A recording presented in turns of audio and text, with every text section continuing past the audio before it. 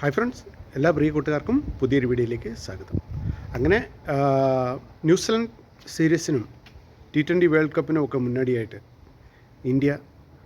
Indian players വീണ്ടും ആഭ്യന്തര ക്രിക്കറ്റിൻ്റെ ചൂടിലേക്ക് കിടക്കുകയാണ്. വിജയ് ഹസാരെ ട്രോഫി നാളെ ആരംഭിക്കുന്നു. എല്ലാ മത്സരങ്ങളും രാവിലെ 9 മണി മുതൽ, ഇന്ത്യൻ ടൈം 9 മണി മുതലാണ് ആരംഭിക്കുന്നത്.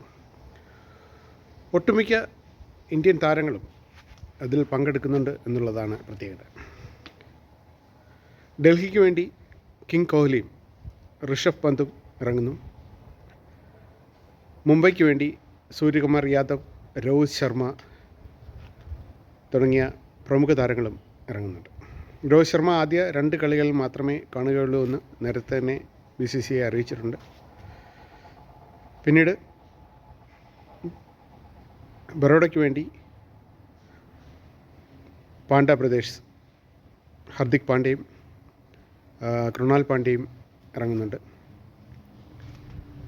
നമ്മുടെ എല്ലാം പ്രിയങ്കരനായ സഞ്ജു സാംസണും കേരളത്തിന് വേണ്ടി കളിക്കുന്നുണ്ട്. അപ്പോൾ നാളെ മുതലാണ് വിജയ് ഹസാരെ ട്രോഫി മത്സരങ്ങൾ ആരംഭിക്കുന്നത്. സഞ്ജു സാംസണിനൊപ്പം കേരള ടീമിന് വേണ്ടി